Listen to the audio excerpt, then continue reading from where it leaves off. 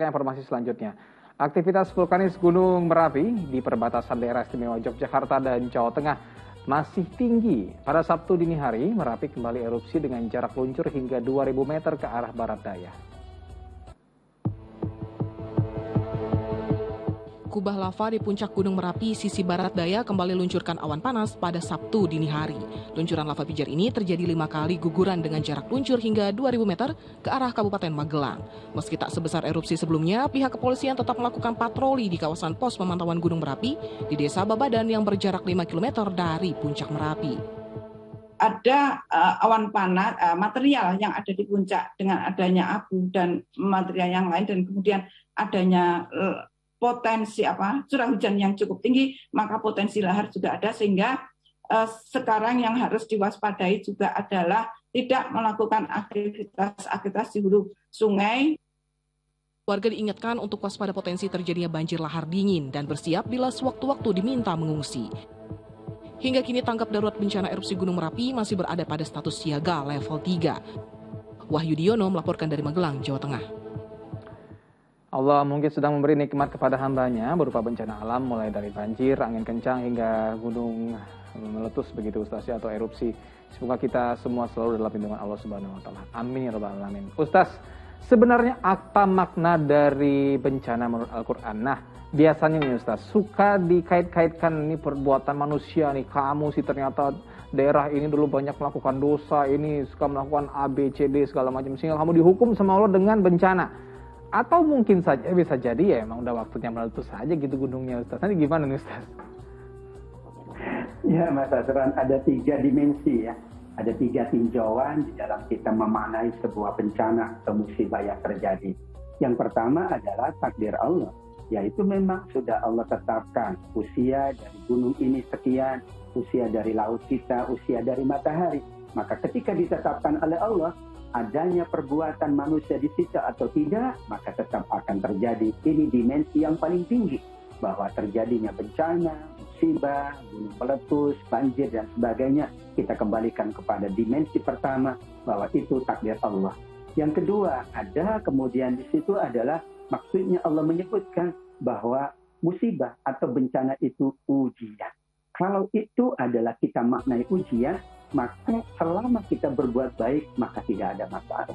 Yang kita khawatirkan bahwa kita telah berbuat dosa, sehingga kita juga berdosa bukan karena musibahnya, bukan karena bencananya, tapi karena kita berbuat dosa. Semua yang berbuat dosa, apakah ketika bencana atau tidak, tetap berdosa. Semua yang berbuat baik, apakah ketika ada musibah atau ketika ada nikmat, semua juga tetap berpahala. Maka sesungguhnya sulit untuk mengkorelasikan bahwa bencana, khususnya bencana alam, itu adalah merupakan karena perbuatan dosa manusia. Namun dimensi yang ketiga adalah dimensi ilmiah. Bagaimana kita selalu menjadikan bencana itu adalah sebagai alat kita untuk merenung, alat kita untuk bermuhasabah refleksi, yaitu bahwa sesungguhnya kita masih jauh dari dekat dengan Allah. Masih jauh ibadah dan amal soleh kita. Maka kita tingkatkan terus ibadah dan amal soleh kita. Mudah-mudahan itu menjadi media bahwa Allah berkenan untuk menjauhkan kita dari bencana dan musibah. Sebaliknya, Allah lebih berkenan untuk menurunkan rahmat dan keberkahannya. Walau anna ahlal qura amanu wattaqaw. Allah sampai sebutkan, selama kita terus-menerus berusaha beriman dan bertakwa, beribadah dan berakhlak mulia, maka apapun yang terjadi akan menjadi berkah. Apapun yang terjadi akan menjadi pahala. Apakah itu terjadi memang sudah menjadi sunnatullah, ketetapan Allah, ataukah yang terjadi itu ujian bagi kita semuanya? Tetap saja yang dihitung oleh Allah adalah bagaimana amal perbuatan manusia.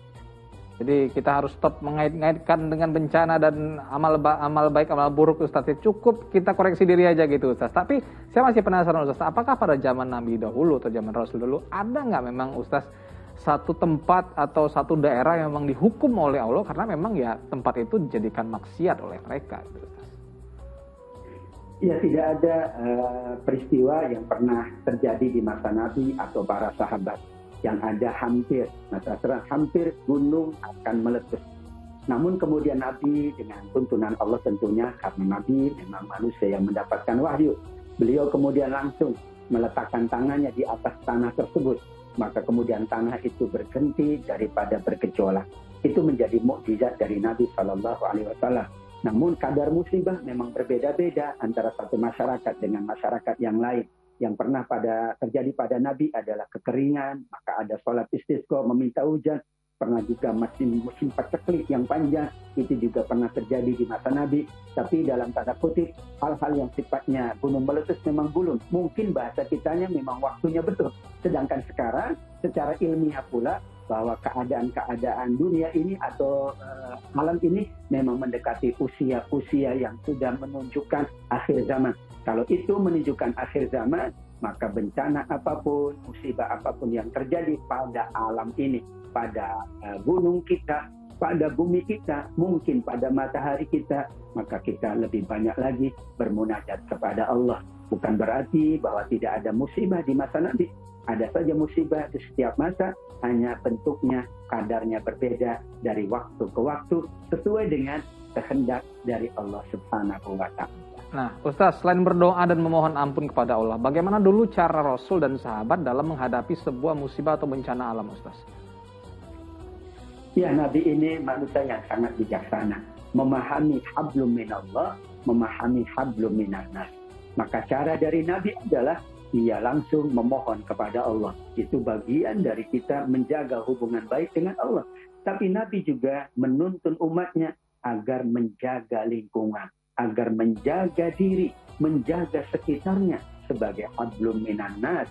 Kalau kita menjaga alam ini, menjaga lingkungan ini, menjaga hubungan baik dengan sesama, maka itu berarti kita menjaga hablum minannas. Namun yang pertama tadi, kita jaga dulu hablum minallah. Kita husnuzon kepada Allah, kita yakin kepada Allah, seraya kita bermunajat kepada Allah. Dan cara berikutnya, tentu kita menjaga lingkungan, menjaga kebersihan, menjaga hal-hal yang mengundang keadaan yang tidak kita inginkan. Dua hal itulah yang dijalankan oleh Nabi dan para sahabatnya. Dan alhamdulillah Allah berkenan dan terjadilah kebaikan-kebaikan, atau kalaupun terjadi musibah, maka segera Allah Subhanahu wa Ta'ala menghentikan musibah dan bencana tersebut. Baiklah Ustaz, sudah terjawab semuanya nampaknya pertanyaan pemirsa. Kita lanjutkan informasi selanjutnya.